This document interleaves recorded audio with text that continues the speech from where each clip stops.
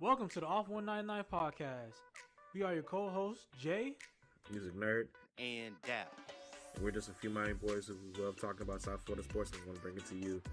So, without further ado, Off 199 starts now. hey, what's going on, Off 199 fans? It's your boy Music Nerd, and we're back with another edition of Off 199.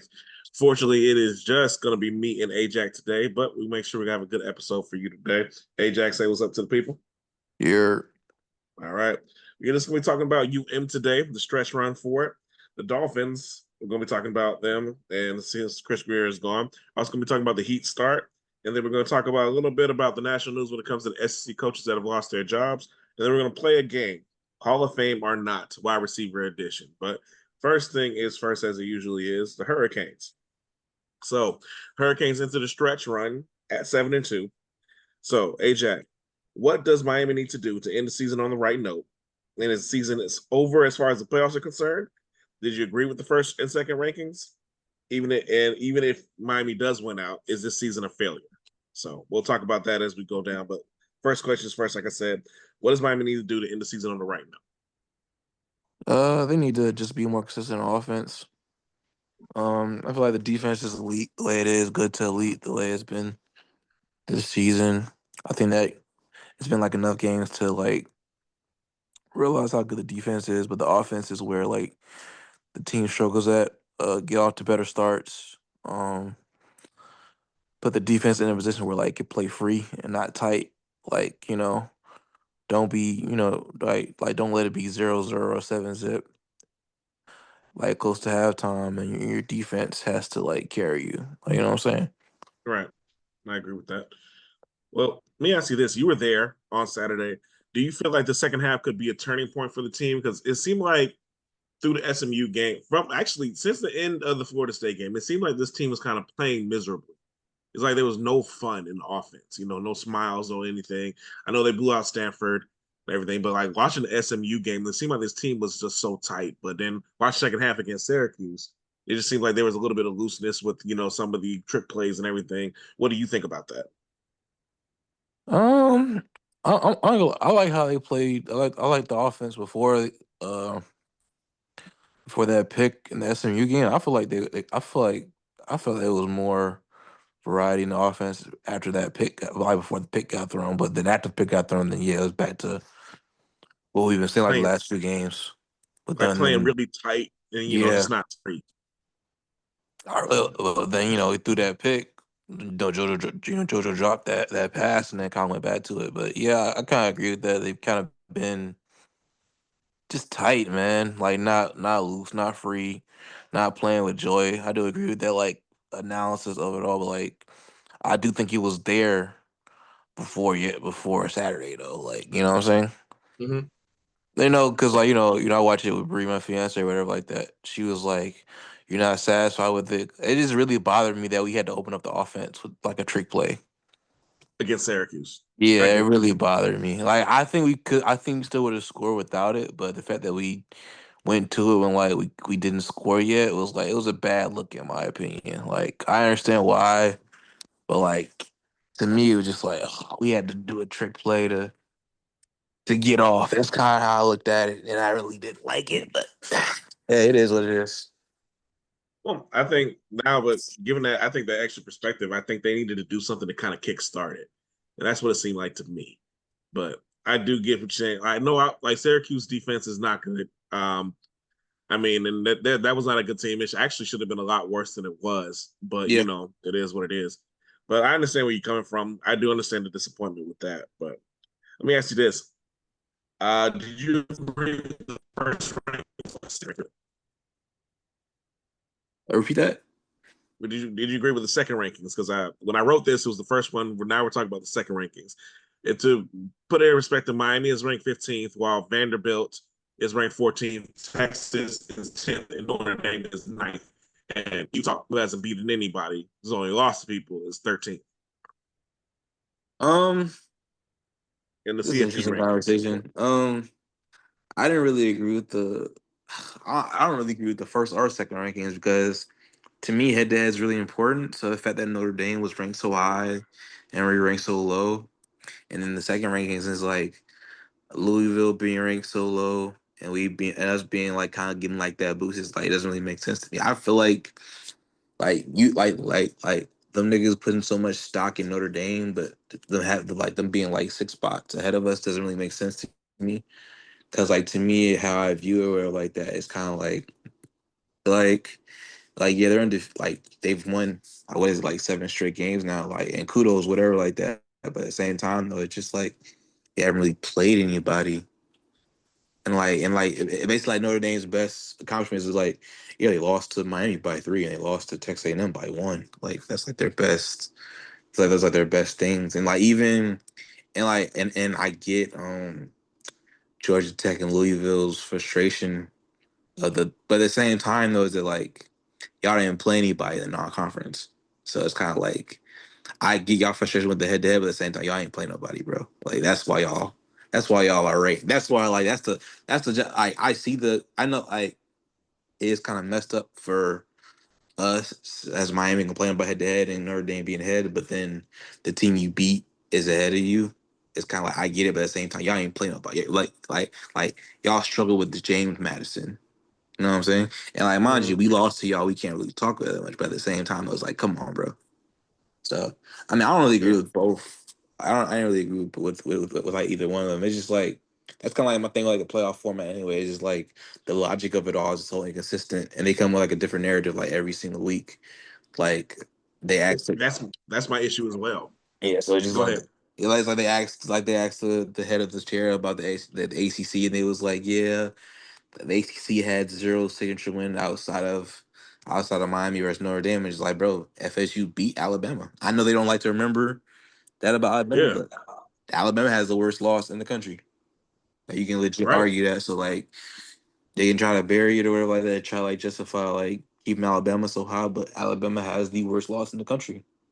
And I guess just how I viewed it or whatever like that is like, I guess I don't know, man. I just didn't like either one of the rankings, like because it's like it's not consistent. Yeah. And just to give some context, Miami is ranked 13th in SP, 13th in strength of record, has 4 wins against FBI top 35. That's 25% of the FBS, more than anyone not named Texas A&M and Alabama. And of course, have the same record as Notre Dame and hold the head-to-day victory over the Irish. But the committee has them ranked six spots after. It just doesn't make any sense, especially after when you think about it. Also being ranked after Utah, Vanderbilt, and Texas, who Miami Yeah, has the more Big top 12 35 glaze, wins. yeah. Yeah, has more top 35 wins than all of those teams combined. So it's not so. Yes, the losses are supposed to matter, but they're also if they're the same record, it's supposed to be on metrics of what Miami has done. When the losses take place, it's not supposed to matter. But then when you ask the committee about it, it's like, okay, why is Miami ranked so low? Oh, they haven't looked good lately.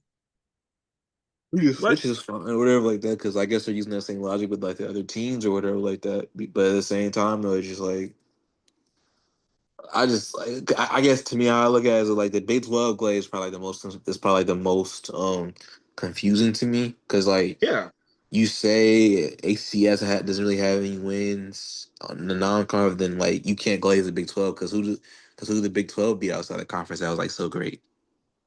right. Like Time like as a conference, what is the Big 12's biggest outside power four win? And and I I can't can't really identify name that. it off of my head right now. I mean, to be honest, I know Texas Tech has looked good. I BYU, think Texas Tech is good. I don't think BYU is good. I think the only two good teams is they have Texas Tech and BYU. And if you feel some way about the ACC, that's fine. But I don't really feel like there's any evidence to say the Big 12 is taking like this big leap of the ACC. I don't see the evidence or whatever like that. And no, I just don't. I don't see it either. And for me, I think that I feel like the ACC is being punished for being a more competitive conference than the Big Ten and the Big 12. You know, and for me, it's like, yeah, they're cannibalizing each other a little bit, but that's the thing is when you have conference foes, that's what's supposed to happen. Yeah, I think the that's supposed to be ACC a has cakewalk. yeah, it's not supposed to be. Like, don't get me wrong. I'm not going to take anything away from Indiana nor Ohio State. Like I said, I think I've said this before. I think Indiana has the most impressive win of the season against or going into Eugene and beating Oregon. But in the grand scheme of things, they're not being challenged. They got challenged this Saturday and they're able to get that win. But Ohio State's not being challenged. Ohio State only has one top 35 win now. They're blowing the crap out of people. So, I mean, I'm sorry, 2 top 35 wins. They're blowing the crap out of people, so I can't say they don't deserve to be number one. But I think I think when you look at it as a whole, I don't think it's a good look for the sport for the top 4 teams to be Big Ten and SEC when they're not really playing anybody at the time, except for Texas A&M and Alabama. I feel like SEC. I'm cool. It's like I'm cool with it, Cool with or that. like that. Because like at the end of the day, But like Ohio State they're playing who's in front of them. yeah, So, I mean that's more of a college football issue than anything. Because like as I think someone said, like the last changes to the conference format it's probably was going to kill the sport. It's not NIL. It's the conference realignment. That's probably what killed the sport because all these teams being undefeated and not playing like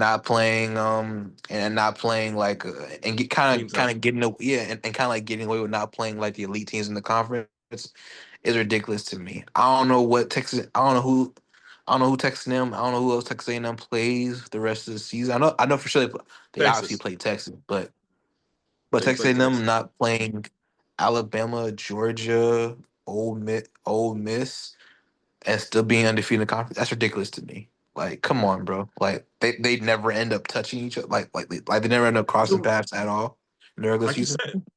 said, this is too many teams in these conferences. It's too many ways. Like with just to put that in perspective, like Miami hasn't played like Georgia this Tech, year. Miami Virginia. doesn't play Georgia Tech, doesn't play Virginia, doesn't really get a chance to set its own. Now it gets to play Pittsburgh, but who knows really what's going to matter in that if Pittsburgh ends up It losing all this week to Notre depends.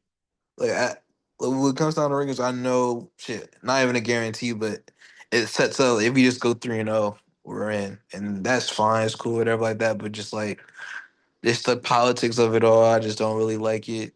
Um, but that's just that. Oh yeah, another thing that's kind of like just hammered down to me, just how unfair it is that Notre Dame's not in the conference. Like Yeah, yeah. I don't know if This you is heard what why. Oh yeah, my fuck. Go ahead.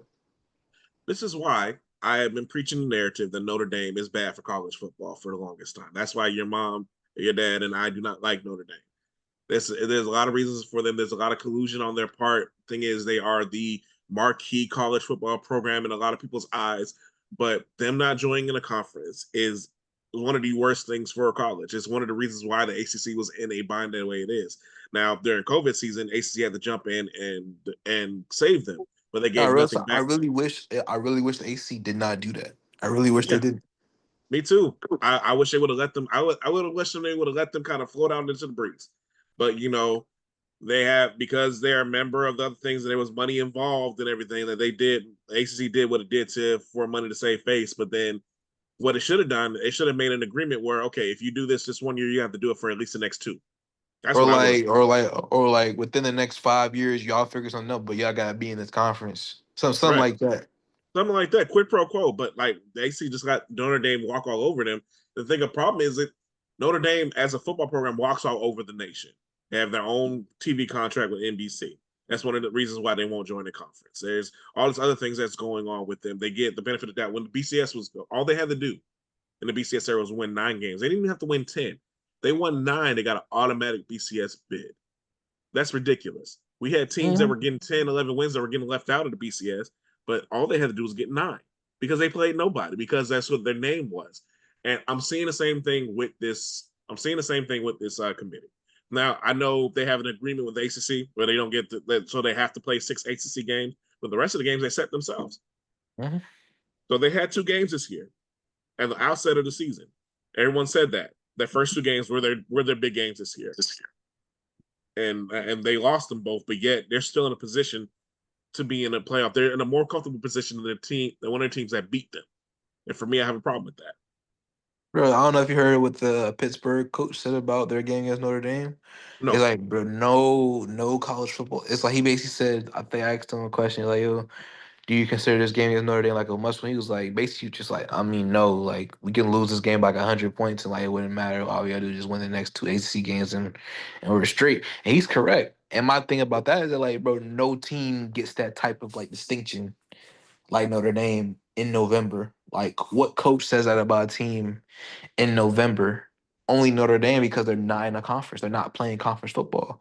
And the dude Mike Ryan or whatever like that, who helps out for Kane's Insight and is on the Dead Laboratory show, he was like, look, bro, like no other team gets that distinction. And and people don't want to say it out loud. That's an advantage that you have. It's a Like huge you one. don't, it's like you don't play conference football. Conference football is hard. Yeah. College football is difficult. Playing a conference game in November is extremely difficult. Like I knew from the onset of the start of the season that like we have two cold road games, road conference game in November. That's probably gonna be tough to play. Like no matter how good Virginia Tech and Pittsburgh are, and Pittsburgh is end up being like a a decent to good team. That's gonna be a very hard game. Notre Dame doesn't have to deal with that, bro. Like, and I No. get the pressure of just like you got to win at least 10 games. Cool, cool. It's not an easy thing to do. At the same time, though, like it's not as hard as playing the conference schedule, in my opinion. Like, no one can convince me. No. Like, I've seen some people trying to argue that like they're at a disadvantage. No. Not, They're not. not. I'm just like, bro, absolutely not. And they know that shit. They know that. Yeah. I mean, when you look at it, like there are going to be teams when it's all said and done because of the way that the season is gone. There are going to be teams that are going to play conference championship games and are going to probably be on a short stick. Like, say, a team like BYU, I think would be on if they lose their second game in the conference championship. If they're going up against someone like Miami, who goes up 10-2. Now, this is hypothetical, of course, or even someone like Texas or Vanderbilt, if they end up 10-2, it's like That's who's going just to so really? ass to me. Yeah, it's not cool, but the more than likely, that's the teams that are going to be in it are the ones that are not going to make the conference championship game because they're going to have a better resume than them. So their only top 35 win, I think, is Utah.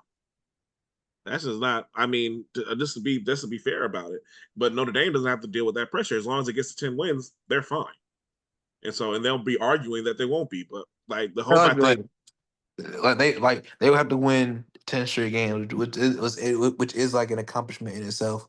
it is. I'm not trying to downplay that, but like at the end of the day, like Yeah, but it's not. exactly at the end of the day, it doesn't feel fair. I'll put it like that. No, it Now, doesn't. well, one last question about Miami. As a Miami fan, even if Miami does win out this season and get the 10 wins, do you view this season as a failure because of the 2 losses that they've had so far?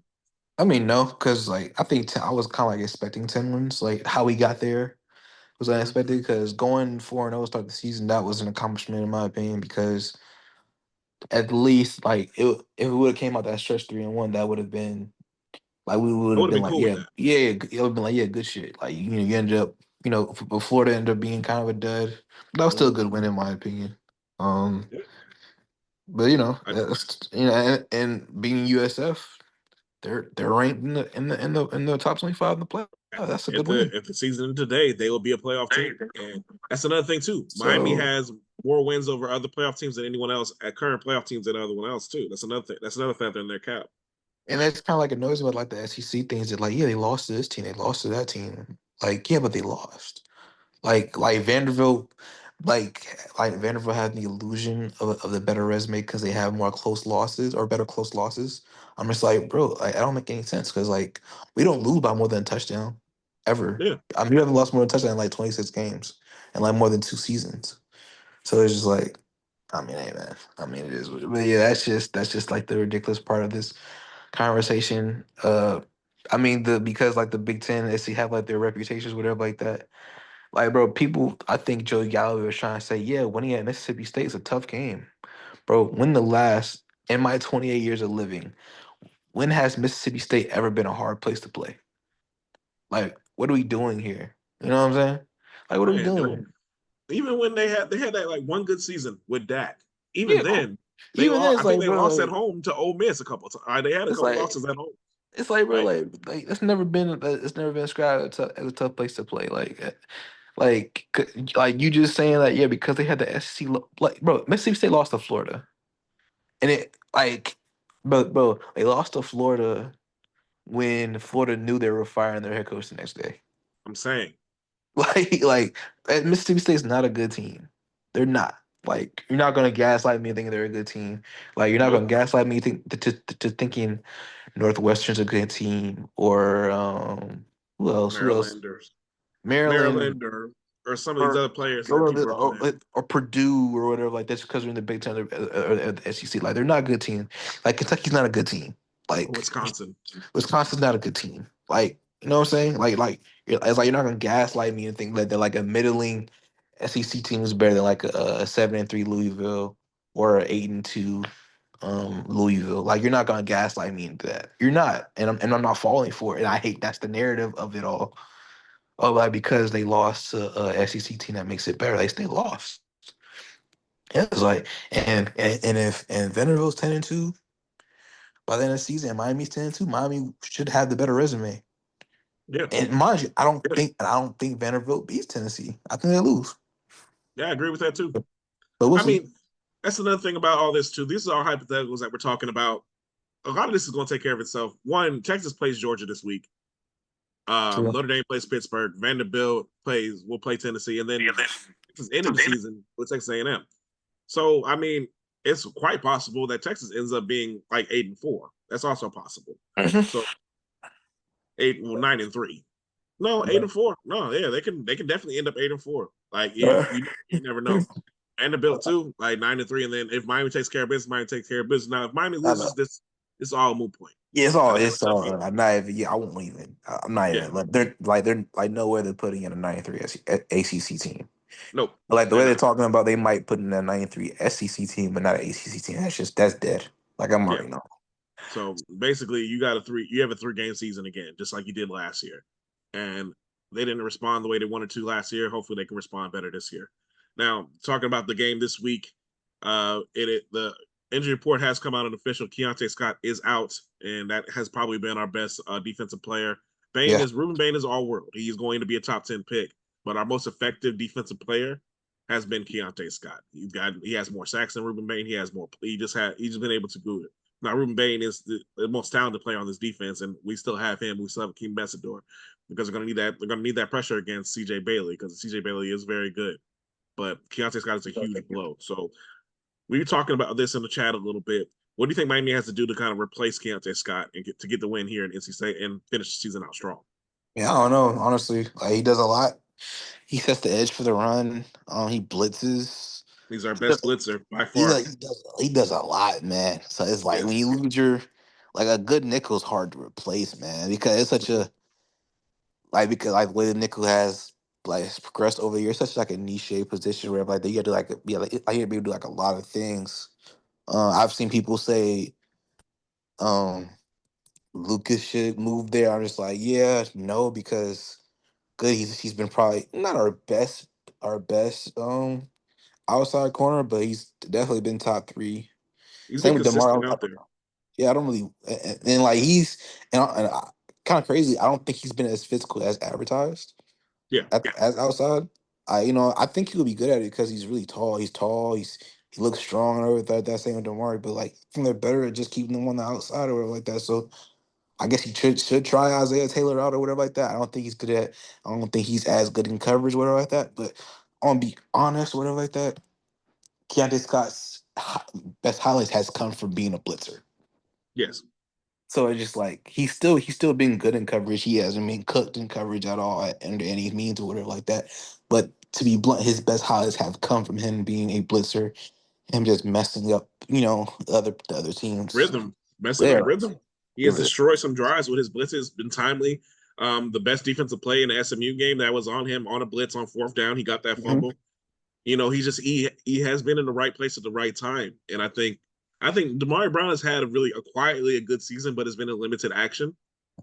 I do think that maybe that's who they end up going to if Taylor does not play well. A bit, but I know they've been playing Damari Brown a little bit more outside because Frederic has been playing.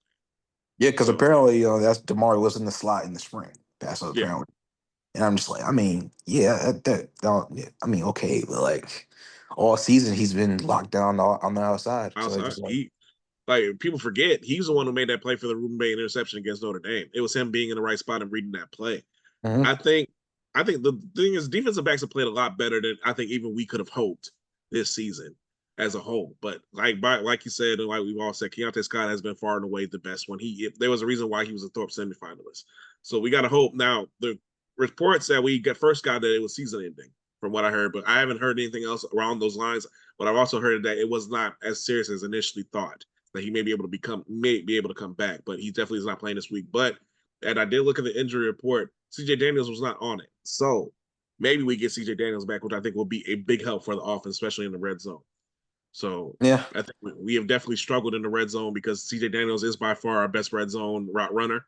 Malachi Tony's amazing, and I think we need to keep using him as much as we can. But CJ Daniels, he's able to get separation in the red zone like unlike anyone else on this roster. The trade that has had his chance. We'll see. I think he still needs a little bit more reps. I think obviously and a little bit more Oh, yeah. confidence. I don't know. But everything. I just think he doesn't really have any chemistry with back because there was a couple of in breaker routes, even the comeback route, where it's just like it's more obvious that like they just don't they're not They familiar haven't with worked together enough. yeah It's they're not obvious. familiar with each other. So it's just So like and hopefully he doesn't take this as a chance to transfer. I mean, I think Ray Ray's probably gone, but I'm I hoping mean JoJo stays. I haven't like mind you like Ray still warms up stuff like that, but they like He bro don't. there's I haven't even seen him put a helmet on the last 3 games. nah So it's ever since like because even Jada's Richard, it's not coincidence that like he finally suits up with 4 games left to go, so he can play them 4 games mhm, and still maintain a red shirt for the season. So it's not a coincidence, but yeah. exactly. So well, I will probably. Well, actually, we'll see. We'll probably be doing a little bit of a preview for the NC State game, depending on the time that I have, but maybe not. I feel like I do the previews and we lose, so I'm kind of doing this facetious thing on that. So you're going to be there though this Saturday, right? Yeah, I'll be there. All right. So hopefully Miami can get the win and then go on and focus for these last 2 games of the season against Virginia Tech and Pittsburgh, which are not just ACC rivals, they're old Big East rivals, which I think too. I feel like these teams don't. I feel like another thing doesn't really get put in. Like Miami, Pittsburgh, and Virginia Tech, we've been playing each other for a long time. I think, man, it's like the thing is about conference realignment and everything like that. Old rivalries become new. That's a good part of it. Mhm. But I think those things always have to be put into perspective. Virginia Tech is probably Miami's third biggest rival, in my opinion. It's not Louisville, it's Virginia Tech. And so I know that game's going to be emotional, especially after what happened last year. In Pittsburgh, we have a lot of things that we have to say about Pittsburgh. Pittsburgh has ruined season before for us.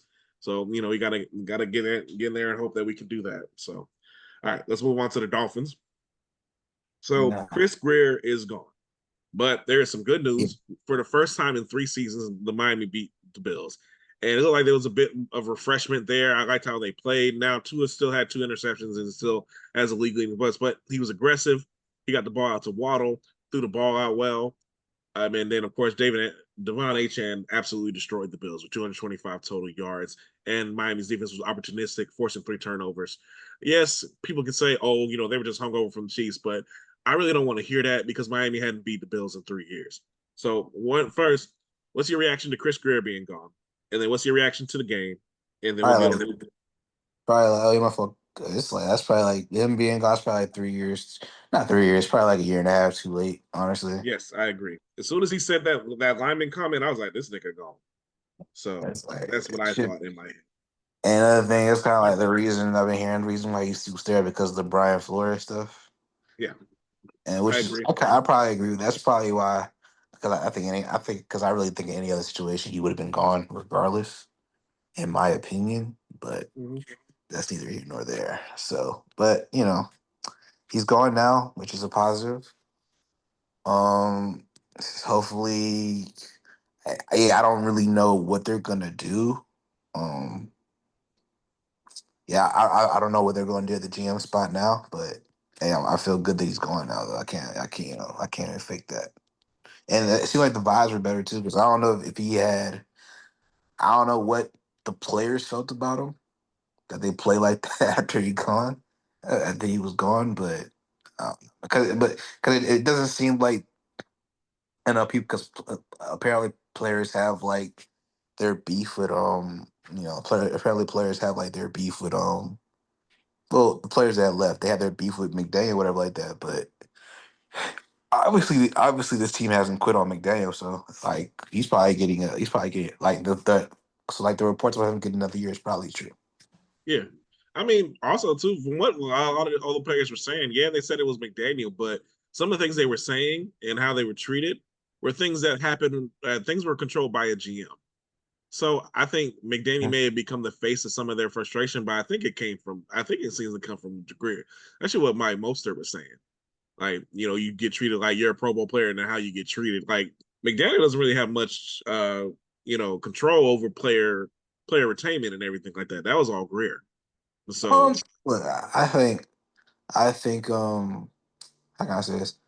I think I think I think when a coach I think a coach has the ability to like put his neck out for you, but you know what I'm saying. I think a coach has the ability to say like, "Yo, like I need this guy," so I'm not gonna completely say Moster's crazy for the way he feels. You know what I'm saying? no, If you I understand won't what I'm say saying, that. but like, But oh yeah, I'll give you that. so Definitely. like, I don't think McDaniel because Moster came with McDaniel from San Francisco. Like he followed Right. him. So if that was directed at McDaniel, I wouldn't even be mad at Most or whatever like that. I would say Most needs to be for real with himself because like Yeah. the fumbles were bro, you cost us a couple games that year like Yeah. with the fumbles, bro. Like you need He to did. acknowledge that shit. Like, you know what I'm saying? Yeah, he did. Like it wasn't, mind you, he was probably gone anyway because running backs have a shelf life or whatever like that. But bro, you did not help yourself at all. Like you did not help yourself, bro.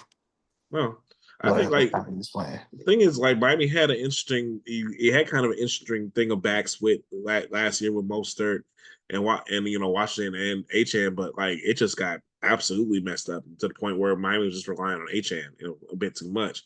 But Mhm. I mean, I feel like this year they've been able to kind of unlock him a little bit more as well, a little bit better offensive line play as well.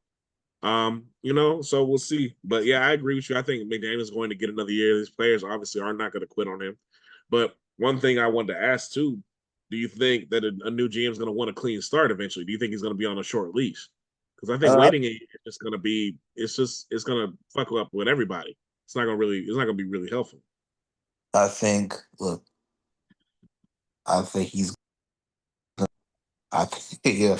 I think the GM's gonna look at the cap sheet Mm-hmm. and he's gonna be like, "Look, I'm stuck with Tua for another year or two," Mm-hmm. and he will be correct.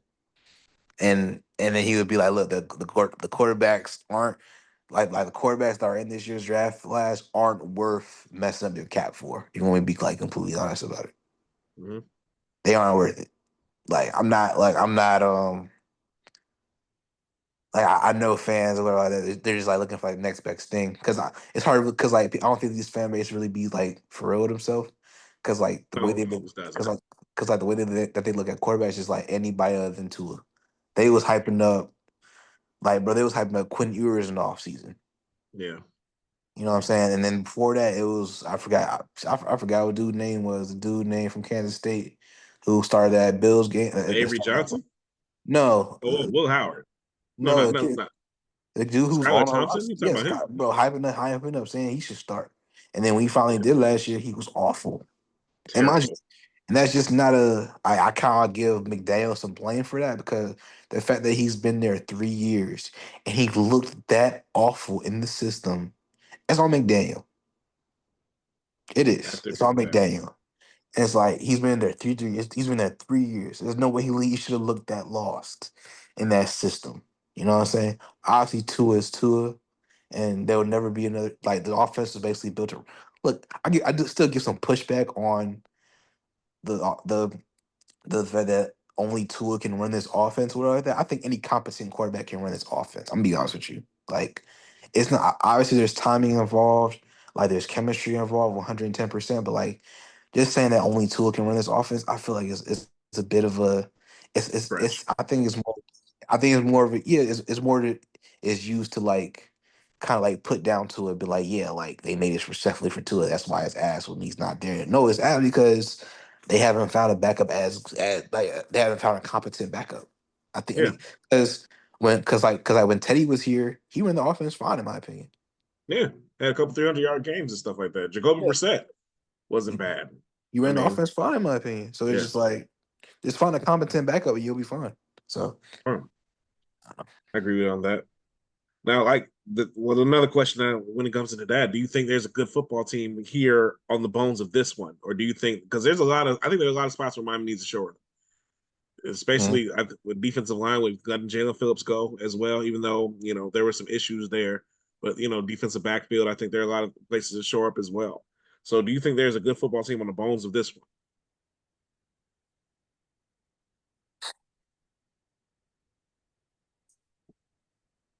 I don't know, man. That's tough. I ain't gonna lie. I ain't gonna lie to you. I mean, That's tough. I've had the privilege of watching a couple of their games, and I'm just like, I don't see it. Like even the Jets You game, got which I wrong. thought they won, a game they pretty much dominated and won.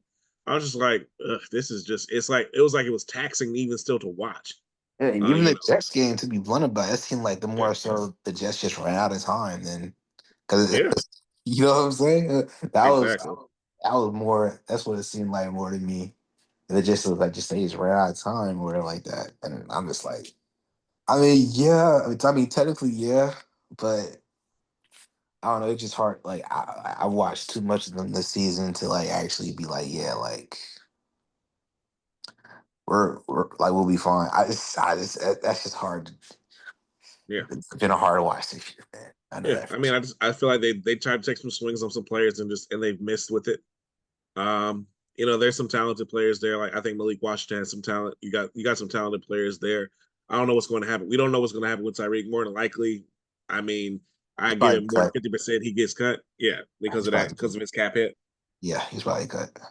Yeah. So I mean, then you have to kind of step back and start to reassess. Okay, you say, yeah, but you're not getting rid of H and you're not getting Waddle. Everybody else has to be expendable. So what are you going to do to make it? Or are you committing to the rebuild? You have to pick a lane each way that you do it. And so, I mean, we'll see what happens with that. I'm just glad we beat the Bills. The Bills have been a thorn in our sides, and I don't like Josh Allen for so many reasons. But but hey, it is what it is. I'm sure he's an all-American guy. People be like, why don't you like Josh Allen? He's such good. I was like, man, I don't like that faux farm boy type thing. I Nah, don't like that. nah, Go ahead. I don't like it very much. I, like me personally, I just know some of the little small stuff that he does. It's like, bro, like you're 6'5", 250. Why are you flopping? Right. It is that part about it too, and talk the way he talks trash to people and stuff like it just things about me irk me. And if I liked him, I guarantee you it wouldn't bother me. Like if I was a Bills fan, it wouldn't bother me. But because I don't, it bothers me. Yeah, So I mean, yeah, that's definitely the way to look at it. Like if Like, hey, if I wasn't a Dolphins fan, I'd probably be on Tyreek Hill. I'll probably be on Tyreek Hill's head a lot more about the stuff he got going on in yeah, his home life, but I'm not. so it's like I'm a Dolphins he fan. plays for my team. I don't care. Like if he And still so played for it's the Chiefs, like, maybe I care. But even then, I don't think I would either. But yeah, if you say he played for the Jets, oh yeah, I'd be picking on that all the time. But so it's all like, right, let's oh move. man, yeah, go ahead. All right, but let's move on to the Heat. First off, Austin, what is your reaction to the Heat start, which is a little bit better than I think we all thought? Um, it's just I wish we had Norman, back when we still was kind of like competing. Like this trade was made 2 years too late. That's probably like really the Yes, sad part about it all.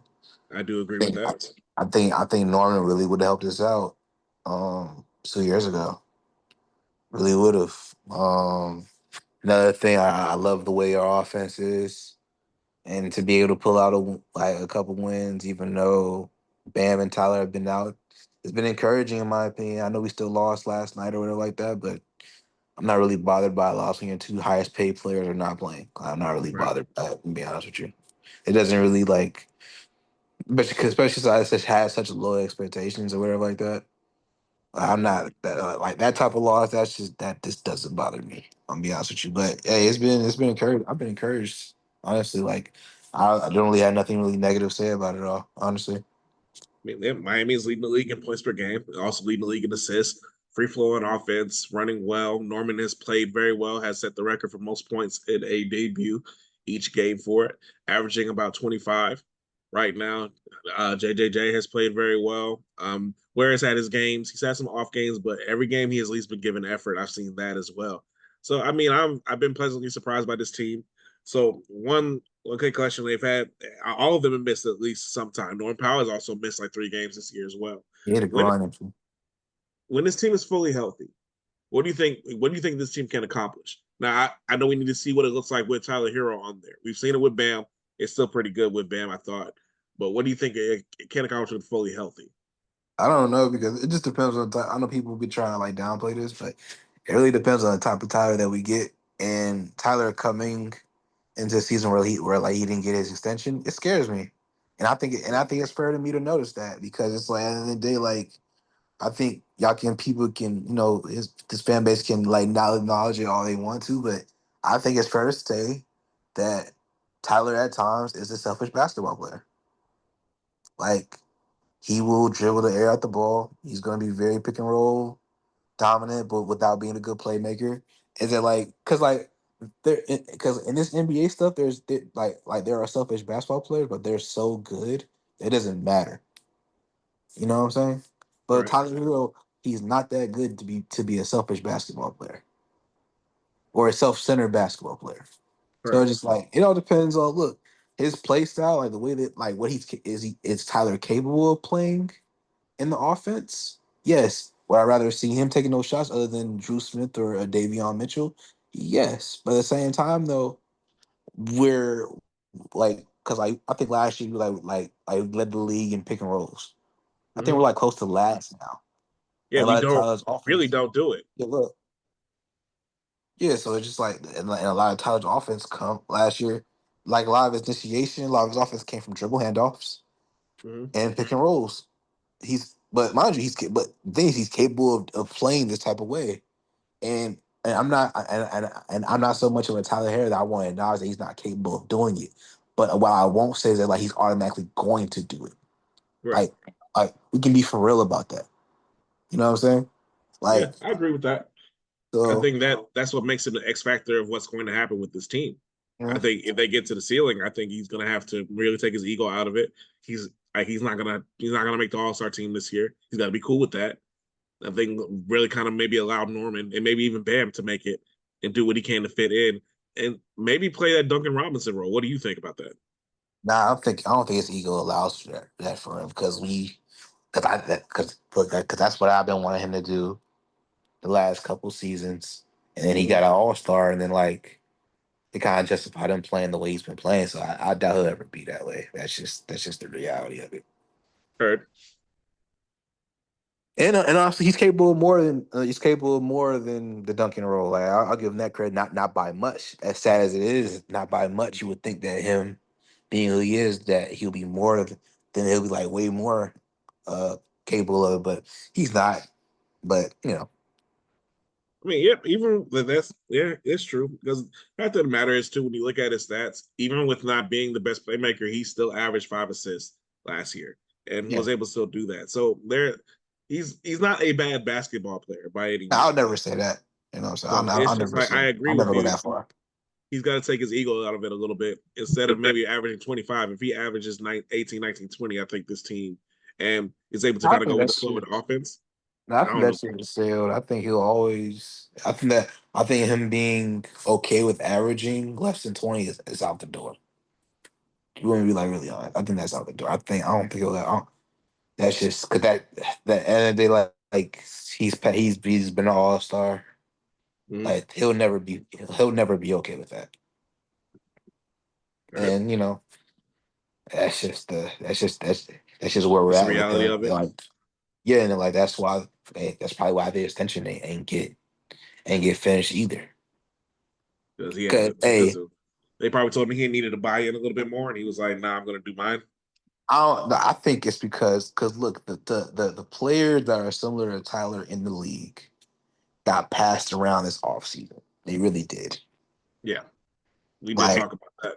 yeah, we talk like they really did. So for you to re-sign his archetype to a whatever however like a ridiculous amount of extension, that would have been ridiculous to me. That probably would like I don't I'm Well, being no, you dramatic. said you were going to boycott the Heat had they did it. Yeah, I was like, bro, I'm being dramatic. I don't care that I'm being dramatic. Like, bro, Mm-hmm. if they would have did that, like, I really don't know how we would have recovered from that. I'm being really honest. Like, Well, as no, just yeah, as an because organization, now you got a point where too, like Norman Powers on the last year of his deal, so you're going and all signs point to Miami wanting to get him, but if they don't, it's just a 1 year rental. They didn't give up too much for it. So I It's get like, that what's that's the this choice out you're gonna there? have to make. Yeah, Yeah, if they don't re-sign him, it won't bother me that much because they ain't really give up no capital for him. Wouldn't right. bother me that much. Like those, if let's just like letting him expire or whatever like that, that wouldn't bother me like too much. If you want to be really honest about it, but because I think just about the Heat organization overall, because I know because he's because like the Warriors aren't really doing that well right now. So and then the Heat, he sort of been like trying to take victory laps on like the Heat trading him. Is like, bro, I give the Heat zero credit for that. They Right. were forced to trade him. Yes. They requested a trade. Yeah. Like they were like That's how that went. it really seemed they were gonna like let his shit expire and not do anything, which would have been ridiculous. Yeah, I agree with that. Totally. I mean, in the grand scheme of things, it is what it is. But I mean, I think this team has the ability to be a top three team in the East the way that they go, the way they free play, and honestly, too, the way that they can defend. But I do agree with you. It is going to depend on how Tyler fits into this offense, and then see what we can be. So, hey, we'll see what happens. But I am still encouraged by the start. Spo, obviously, still the best coach in the NBA. That out of bounds play he had for Wiggins the other night, absolute perfection.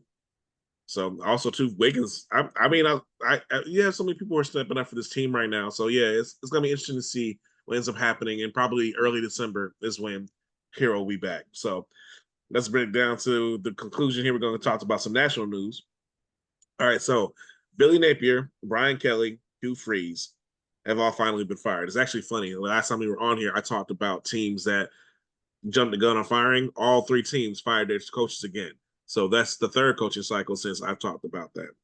So, but getting to it, in your opinion, which is the best job opening in the SEC? LSU.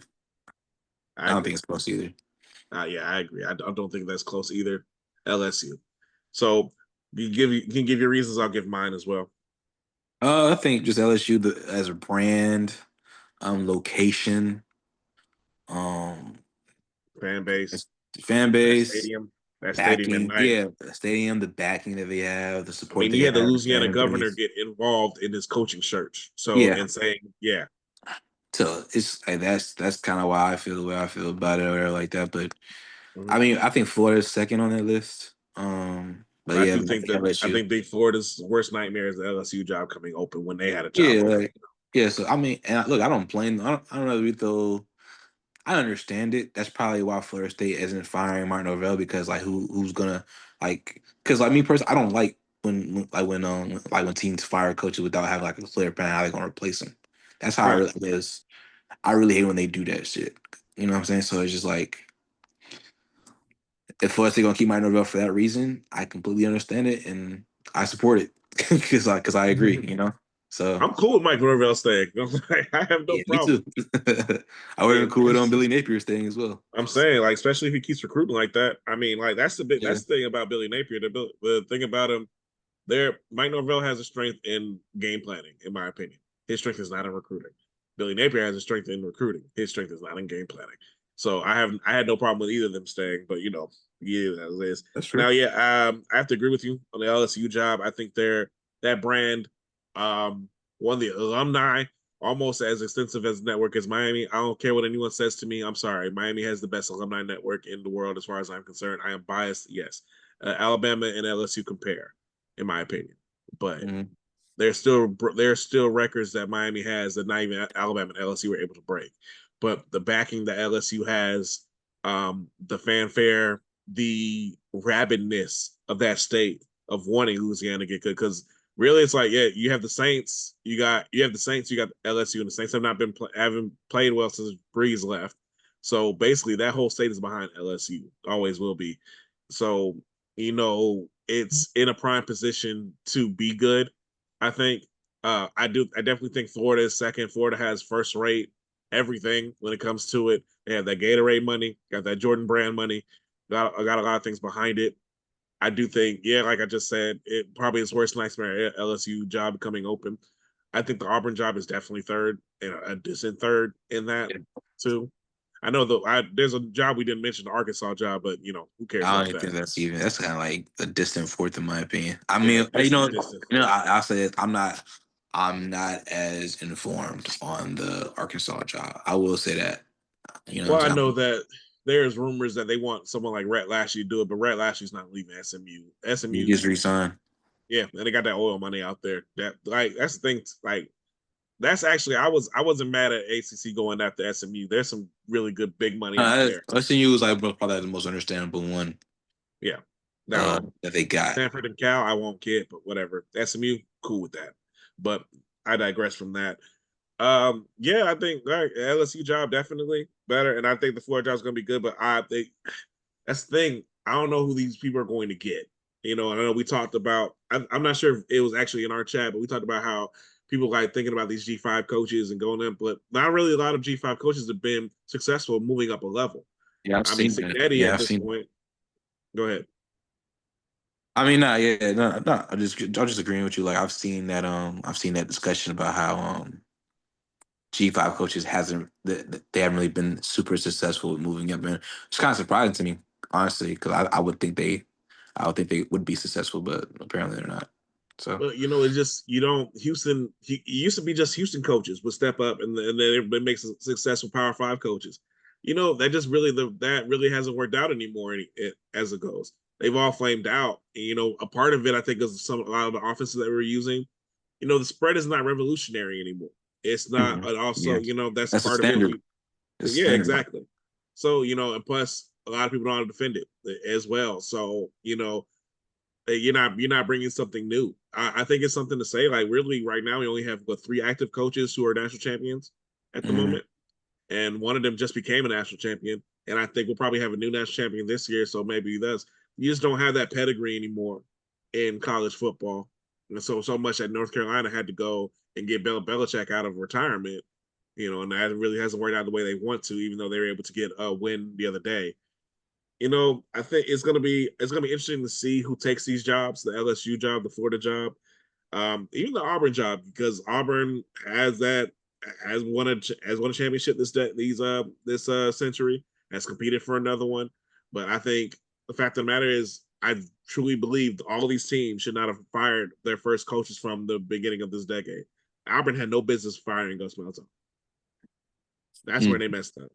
And LSU, Orgeron, I understand that it became out of control, but you know, Yeah, hey, I you think gotta do what you gotta do. hey, kind of like the same thing with Brian Kelly. It's like the on field product, yeah, but it seemed like it was like more so stuff off the field Right. is why they got fired. So I kind of understand the LSU thing, but yeah. So, well, LSU short of getting Nick Saban to come out of retirement again, I'm not sure like Yeah, what other I coaches. really don't know who's gonna be at the LSU job by Yeah, January. I don't like that. I don't know. and the same thing with Florida. Like, is Florida going to try and get Meyer out of it? I heard Penn State's going to look for that too, because that's another thing. You got the Penn State job that's available. That's probably the only job that's comparable to these two, and it's because of the job that James Franklin has done.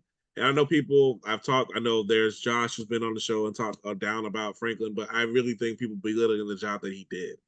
You know, he No, for won sure. 30. Like bro, that whole bro, they was coming off being the pedophile ring, I'm saying and then it's not and people don't really it's talk not that about that long as much ago. anymore. Exactly. I think he was People, able to kind and of people don't bring really them talk out of about a that much. doldrums. So, he It's 100 hard to percent do did. that. So bro, you gotta give him credit. Like you have to give him credit for that. Yeah. And I know it don't not really talk about it much. But it is an accomplishment that like you like that you like consistently win 10 games a season. Not Yeah. everybody can do that. They No. can't. So You mind you, know like what? this year fell off the this year kind of like fell off the wheels, and it's kind of funny that the year that it finally falls off the rails, that's when they fire him. Yeah. That's kind of like hilarious to me, but like, hey, that's kind of how it be. You know, hey, look, Um, it's only so much leash they give people. And mm. I think that's what it was for Franklin. I'm surprised that he didn't have that much leash. But No, also but I think one thing I say is like he let the outside noise get to him. He really did. I think he was if he would have continued doing as he usually did, I think they would have been fine. Now I know that there still would have been rumbles, oh, he can't win the big one and everything like that. But I guarantee you, if he had gone his way he did and just lost that Oregon game and won the rest of them, I guarantee you won. I think they would have won on Saturday if he was still the coach and yeah, they hadn't off the rolls off that. yeah, that would have been Because, his big one. Pause. yeah, exactly. It would have been a big top 5 win for him. But I think that the outside noise, I think he finally let it get to him. And I think that he focused too much. I was listening to Pate talk about it. They said that they were worried about this Oregon game in the offseason. I'm like, you can't be worried about your fourth game of the season in the offseason like that. Yeah, Because, they didn't really have any. You're right, but they didn't really have a well, quality off season. I mean, a quality non conference they schedule. didn't have a quality schedule to begin. What I mean is that you can't put all your eggs in that basket. So No, when that's you true. I fail, agree with that. I definitely agree. your season ends because like we've been as Miami fans, we've been there. We've seen all our eggs get put into that basket to beat the FSU team, and then that happens, and the air comes out of the balloon. The reason Mm. why Al Golden got fired is because he put all his eggs in beating Florida State one year and lost him, and then lost the next six out of his next 7 games. Yeah, and he was gone. And then that 58-0 Clemson loss will just be the most embarrassing thing I've ever been a part of as a Miami fan. So that was bad. Have you heard how it looked from the Clemson side of things? It was like the way you talked about that shit was embarrassing, man. Like, Yeah, he's I because he was just like, yeah, like they didn't even shake our hands, this, that, and the third, and then like yeah, for us to beat y'all like that, it was just like I was just like, man, how embarrassing, bro. Like, yeah. it's And just they were watching. I'm we not were going. watching that game. Yeah, there were pundits. I remember talking about that game. Like there was like there are times when they're predicting every Power Five's first loss.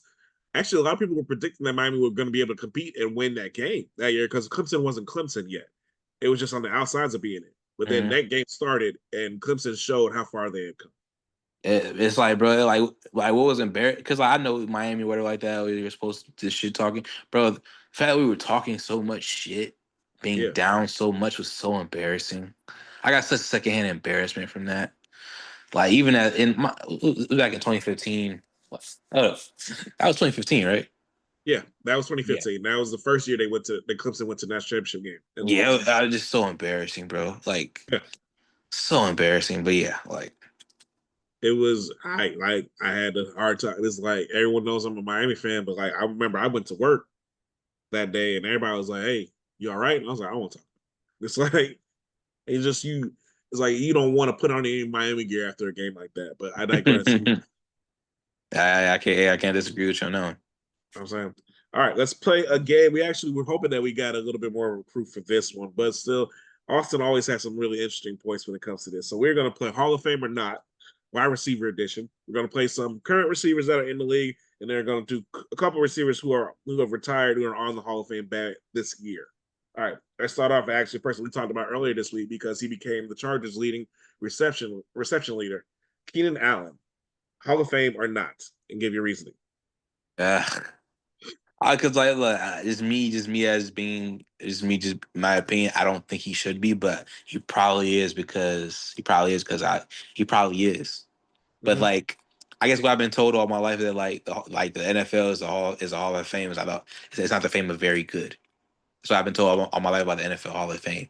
So Okay. when I hear a guy like Keenan Allen, he's not a Hall of Famer to me because I just never considered him like elite or like one of like the top 5 receivers in the NFL at the time. He's never been elite to me. Same with Mike Evans. He's never been elite to me. He's never been like a top 5 receiver to me. Like both of them probably have a couple all pros to their names, and that's fair. And I get that, but they've never been like I never like Keenan Allen and Mike Evans has never come to my mind when I'm like in any year they've been in the league and someone asks me, yeah, who's top 5 receivers in the NFL? They didn't even come to me as like they didn't even come to my mind as an option. Right. So I understand to that. me, for you to be in the Hall of Fame and you arguably you've never been a top 5 receiver, I can't. It's hard for me to argue that, but I'm well aware that because of like I guess their accolades or whatever, and the longevity of it all, they probably will Keenan Allen probably will get in. I'm not ignorant to that fact, but hey. Yeah, that. I will agree. I think he is in. We'll talk about Mike Evans in a minute. He's actually the next person. Mhm. Keenan Allen, I do agree with you though. I don't think Keenan Allen's ever been. He's been top 10, I think, most of his career, except for probably the last 3 or 4 years as a receiver. He's just someone I think has been reliable. I think has been consistent. I think that's why he's going to go in. Because of the consistency that he's had, with and also with different quarterbacks. I think he also played very well in his Bear season with them as for Caleb Williams as well. I think, I think that if I think also injuries kind of play a part in his career. I do think maybe he would be more recognizable if it wasn't. But I think it has to be said that for careers now, there are certain benchmarks I think you need to make to be Hall of Fame eligible. He has a couple of those: 10,000 yards, 100 touchdowns, something like Yeah. that. I think I don't know. He had 10 touchdowns? Oh no, I'm sorry. For wide receivers, my benchmark is 50 touchdowns, 10,000 yards. I'm about to say, because I was like, oh, I don't remember him having 100 100 touchdowns. touchdowns, you're elite. My bad. Yeah, like, if he Think had about 100 college. touchdowns, I'll probably feel differently about bro. Yeah, but I think he has like I think he's in the like late 60s. Like yeah, he's past 50, but like late 60s. Because the thing is, it's not terrible. I'm not going to sit here and say it's terrible and lie about no, bro. he's a good to great player. It is, but I do agree he's never been top 5. I think he's been top 10. Now, Yeah, one I'll disagree. Well, go ahead. You said what? One I disagree with you. I do think there have been a couple times that Mike Evans has been a top 5 receiver. I think not for most of his career, I will say, but I think that his consistency, his ability to jump ball, his one also of course in the fantasy era, he has a few top 5 finishes there as well. I think that his consistency, I think, is just it's even beyond what Jerry Rice has done in his career, which is like I think if you're in that conversation, I think you're surefire Hall of Famer when it comes down to it. I mean, I think this is the year that it ends because I think he is on IR. I don't think he plays for the rest of the season. Yeah, that record's done. That separated shoulder, dude. Nah, that did not look good. I saw and it kind of live. sucks. I would have preferred him not get the record because of just like his play has gone down, not because he was injured, but Right. Which is sad to Right. see, like, you know what I'm saying? Like, Yeah. but it is what it is. I mean, I kind of considered that last year when they kind of had to like force feed him to get the record, but hey, the record's the record, you know? But at the same time, So, yeah, he missed time because of injuries, so I wasn't mad at that. So because he missed 4 games because of injury, so that's why I'll force feed it to get him because it's not necessarily because his play has gone down, it's because he missed a lot of games. mhm. So I have no problem with that. I would have had a problem with it had he had played 17 games and they had to force feed him like the last 2 games for him to get it. Yes, I would have had a problem with that because that means that your play's gone down. Yeah, that's fair. That's fair. But like he's still been like, like one of Baker Mayfield's best targets. Even when he was one of Tom Brady's best targets, Jameis Winston's, Joshua Freeman when he first got there. I think he's been so consistent that his consistency surpasses Keenan Allen. So for me, I think that Mike Evans is definitely in. I think that Keenan Allen's probably in. So let's go to the next one. No, I know for sure Mike Evans, and because of the record, like I know for sure he's going to be in. So this is kind of controversial. Stephon Diggs. What do you think about Stephon Diggs? I don't think he's in just because of he has more, the kind of like the TO types. I doubt he gets in. Yeah, he's not nearly as good as T.O. was. Yeah, so I doubt he gets in. But he's not like the Mike Evans and the Keenan Allen. I feel like at some point he was a top 5 receiver. So yeah, I do agree with that. There were seasons where I feel like he was. But also too, it's like he leaned into that diva status a little bit. I mean, he has that Hall of Fame play, the Minneapolis Miracle, everything. Which for me, I really think the Saints deserve. The Saints are kind of one of the most lightning struck teams I think in the NFL. But I digress from that. But Diggs, like he was consistent with the Bills. I think that's when was really at the height of his superpowers when he was with Josh Allen. I think he was a top 5 receiver for most of that time there, but it flamed out. He got selfish and feel like it looked like, they went to Texas, was having a good season, got hurt there. Yeah, got hurt. It looks like he's being a good, healthy presence for New England. But I agree with you. I don't think he's there. I don't think he has the numbers yet. I'm not sure how much longer he goes. But I think he might have like 2 or 3 more seasons left. So, and then maybe we can see, maybe he reaches those benchmarks, like those 10,000 yard benchmarks. I think he's passed 50 touchdowns already, so we'll see. All right, now we're gonna go to the Hall of Fame people who are on the ballot, and we're gonna do a FSU wide receiver. Then we're gonna do a UM receiver to end it. The FSU receiver, Anquan Bolden. Mm-hmm. He's a tough one as well, man. Yeah, I mean, yeah, because kind of a tweener there. Yeah, because he's a champion. Gotta give him that. Yep. That's a tough one. I can't even lie. I would say no. Okay. Because I don't remember him being elite at all. Well, he was elite. But the thing is, he played most of his career with Larry Fitzgerald. Yeah, that's probably a And knock. that's why I added the last one too, because he also played most of his career with a great receiver. But go ahead. Yeah, like I don't really. Yeah, that's a tough one. I will lean no though, without Okay. like knowing the stats about him. He's at 10. He's at 10K. Hold on, let me bring it up real quick. He's at 10K yards. Touchdowns. I don't think he got to 100, but he got up there. And Bolden stats.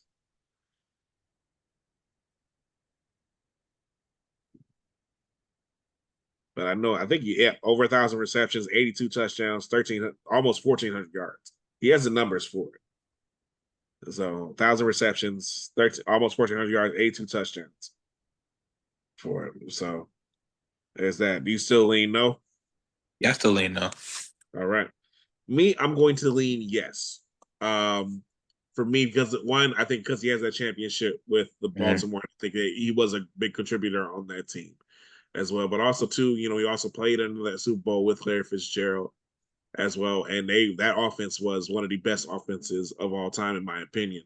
I think they're one of the best offenses that nobody talks about. That 09, that 08, That's 09 fair. Cardinals offense. I know you're a bit. That's when I left home, so you were a bit young when that offense was No, I playing. remember So that offense. I know the offense was good. yeah, but I think his play, also too the way he came on the scene. He came on the scene with a 200-yard game. It's like I think it was very memorable for that. I just think also his consistency with it. I'll lean towards it. It's not going to surprise me if he does not make the ballot like this year or next year. But I do think eventually he gets in. So I'm going to lean this. And then last one, big, one of my favorite receivers from when I was a kid, Reggie Wayne. So He still what do you? hasn't got in yet. He has not got in yet. He is on. He'll be on. He is a final. He's a semifinalist again this year. So he has not gotten in yet. So let me bring up Reggie Wayne's numbers.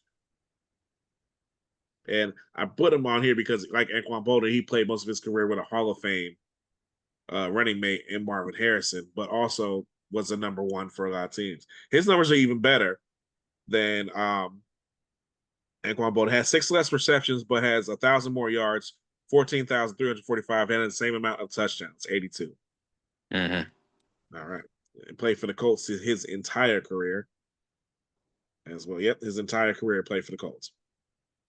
So, what do you think about Reggie Wayne? I mean, I'm biased. I can admit that I'm biased. I think he's in, but I will probably admit, probably like a casual fan would probably be in more in the middle about him though, like a more Right. casual fan. But I would say he's in. Yeah, I'd probably say he's in, even though I would he say, probably has like the same problem as Anquan too. well, yeah, because he played most of his career with Marvin Harrison. Yeah, But so he's kind of got like, even though he probably was a top 5 receiver, probably like Anquan, he never acknowledges one because he's playing with the top 3 Marvin, receiver. Yeah, I mean, he is I'm going to lean into it like hard. I think he gets in this year. That's my prediction. I think they finally let him in I this think year. it's him this year too. Yeah, I think that he is a part of some of the greatest offenses of all time. I think he's still the only offense to have 3 1,500-yard receivers.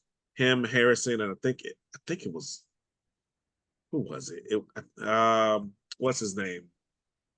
Dallas Um, Clark. wasn't Dallas Clark. It was a receiver. It was Yeah, I don't remember that one. he wanted Brandon Stokely. Him, Harrison, and Stokely. They're like, that's how good that offense was when Peyton Manning.